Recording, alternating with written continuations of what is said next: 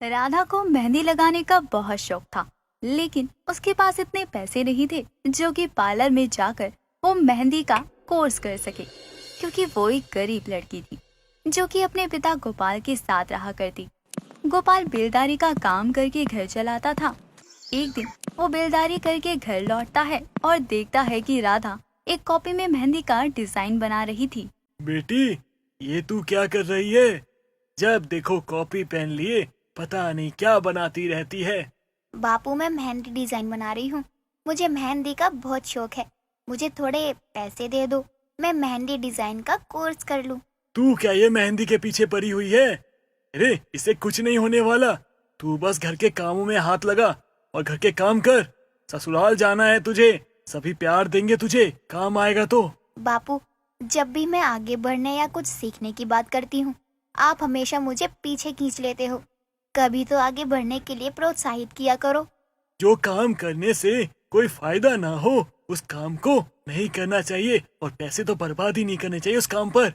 जा मेरे लिए खाना लेकर आ, मुझे बहुत भूख लगी है। बापू, आप हमेशा से ही यही करते हो मेरे साथ। जब पढ़ने के लिए बोला तो भी पैसे की दिक्कत, आज जब कोर्स करने को बोल रही हूँ तो भी पैसे की दिक्कत। पता नहीं मेरी शादी कैसे करोगे आप।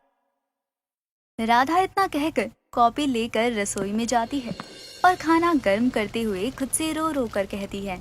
इसलिए कहते हैं कि बेटी के ऊपर माँ का साया होना बहुत जरूरी है। पिता हर चीज नहीं समझ पाता। अगर बापू की जगह मेरी माँ आज जिंदा होती तो वो मुझे जरूर मेहंदी डिजाइन का कोर्स करवाती। राधा की बात दरवाजे पर खड़ा गोपाल सुन रहा था, जिसे सुनकर वो अपने मन में कहता है, मुझे माफ कर दे बेटी, मैं तेरी कोई भी इच्छा पूरी नहीं कर पाया। अब तुझे कैसे समझाऊं कि मैं किन हालातों में अपना जीवन काट रहा हूँ। पिताजी, खाना खा लीजिए, मैंने गरम कर दिया है। कहाँ जा रही हो बेटी? यहाँ आओ, मेरे साथ बैठो थोड़ी देर। नहीं पिताजी, मुझे नींद आ रही है, मैं जा रही हूँ।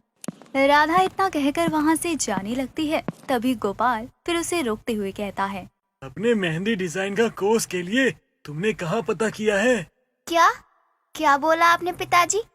आप मुझे मेहंदी डिजाइन का कोर्स करवाएंगे? अब जब तुम अपने कोर्स के लिए इतना मुंह फुला रही हो कि मेरे पास रुकना भी पसंद नहीं कर रही, तो कुछ तो करना पड़ेगा ना। बापू, यही गांव के बाहर थोड़ी दूर पर है पार्लर, वहीं सीखते हैं मेहंदी डिजाइन। अच्छा, तो पहले ही पता करके रखा है। चलो अच्छी बात है, अब मन छोटा मत करो। सुबह चलते हैं तुम्हारे पार्लर देखने के लिए कि कितना पैसा लगेगा। अपने पिता की बात सुनकर राधा खुशी खुशी अपने कमरे में चली जाती है। थोड़ी देर बाद गोपाल भी खा पी कर सो जाता है। अगले दिन वो अपने पिता के साथ पार्लर में बात करने जाती है और वहाँ की ब्यूटिशियन से मिलती है। नमस्ते मैडम जी, मेरा नाम राधा है। मैं आपके यहाँ मेहंदी का कोर्स करना चाहती हूँ। ओ हेलो, तुम्हें ये किसने कह दिया कि मैंने गरीबों के लिए जनता दरबार खोला हुआ है जो मैं मुफ्त में सबको अपना काम सिखाऊं? ओ मैडम, थोड़ा इज्जत से बात करिए, समझी? माना हम गरीब हैं, लेकिन जितनी इज्जत आपकी है उतनी हमारी भी है। और जितनी बदतमीजी से आपने बात करी है, उससे कई ज्यादा बदतमीजी से मैं भी बात कर सकती हूँ, लेकिन ये हमारे उसूलों के खिलाफ है। चुप कर राधा, तू जहाँ जाती है झगड़ा करने लगती है। बापू, देखा नहीं क्या आपने? पहले बदतमीजी इन्होंने करी है, तब मैंने शुरू किया है। जिन्हें बात करने की तमीज नहीं है, उन्हें काम क्या आता होगा? अरे राधा चुप हो जा, मैं बात करता हूँ। मैडम, आप मेरी बेटी को मेहंदी का कोर्स करवाने के कितने पैसे लेंगी? तुम्हारी औकात तो नहीं है कि मेरी फीस चुका सको, लेकिन फिर भी मैं तुम्हें बता देती हूँ कि 3 महीने का कोर्स है, वो भी 50,000 लगेंगे। ब्यूटिशियन के रेट सुनने पर राधा के होश उड़ जाते हैं।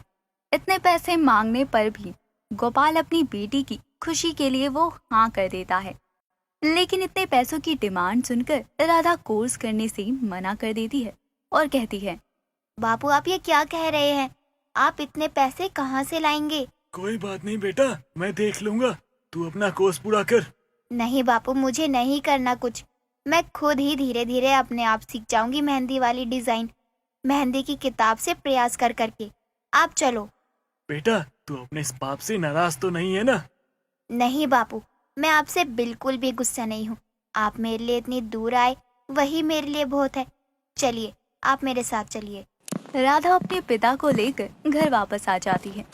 थोड़ी देर बाद गोपाल अपने काम पर चला जाता है और राधा बाजार जाकर मेहंदी की किताब खरीद कर लाती है और उसे देख देख कर कॉपी में मेहंदी का डिजाइन बनाना शुरू कर देती है।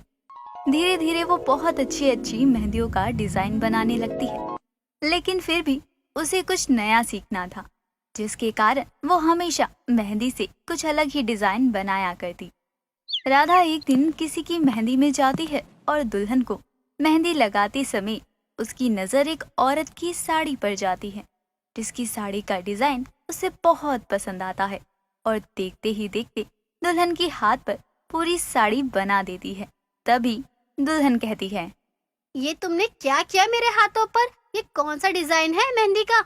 अरे माफ करना मैडम, वो मैं उन आंटी की साड़ी देख रही थी, देखते देखते मैंने वही बना दी।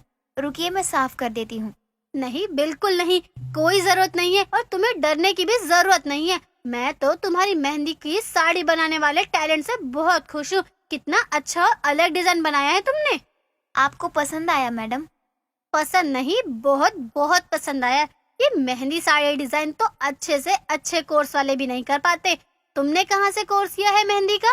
किताब से मैडम, हमें सिखाने वाली किताब ही होती है, क्योंकि हमारे पास इतने पैसे नहीं होते हैं हम उसे खर्च करके महंगा कोर्स कर सके। तुम तो सच में बहुत टैलेंटेड हो। वो दुल्हन सभी मेहमानों को अपनी मेहंदी से बनी साड़ी डिजाइन दिखाती है। ऐसा अलग डिजाइन देखकर सभी बहुत खुश होते हैं और खुद भी लगवाने की डिमांड करते हैं।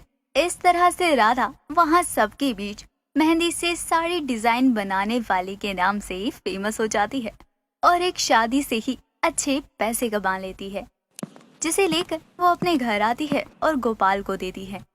बापू, ये मेरी पहली कमाई है। आज मैंने खुद के हुनर के पैसे कमाए हैं। लोगों ने मेरी बहुत तारीफ करी, उनको मेरे डिजाइन बहुत पसंद आए। मैं आज बहुत खुश हूँ। बेटी, मेहनत करने वालों को कभी हार नहीं मिलती। तुमने आज ये बात साबित कर दिया और साथ साथ अपने बाप का नाम ऊंचा किया है। अगर कोई सच्चे दिल से कोई भी काम करता है तो वो पूरा होता है। जी पिताजी, और अच्छा हुआ कि मैंने उस ब्यूटिशियन के पास नहीं सीखा, क्योंकि अगर वहाँ सीखती तो उतना नहीं सीखती जितना वो मुझे सिखाती। लेकिन जब मैंने अपने आप सीखा तो उससे अच्छा सीखा और कुछ अलग भी। राधा अपने खुद के गुण से पैसे कमाकर बहुत खुश थी।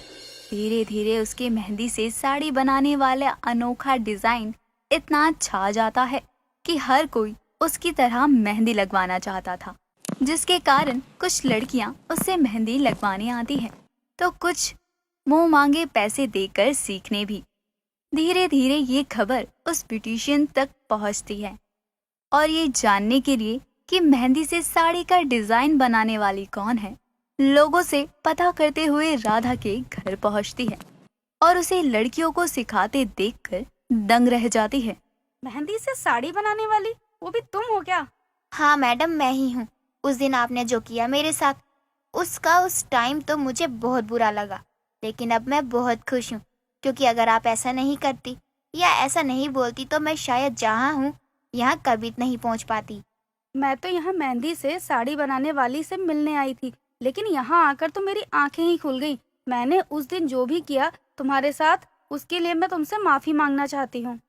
कोई बात नहीं मैडम जी, मैंने आपको माफ किया, क्योंकि मुझे बस ये पता है कि जो होता है अच्छे के लिए होता है।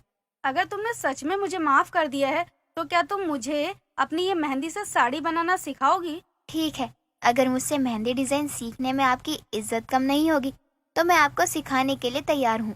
राधा के हुनर के कारण उस ब्यूटिशियन को भी उसके पास सीखने आना पड़ता है, जिसने कभी उसकी गरीबी के कारण उसे सिखाने से मना कर दिया था। इसलिए कहते हैं कि वक्त बदलते देर नहीं लगती, कब किसका वक्त बदल जाए कोई नहीं जानता।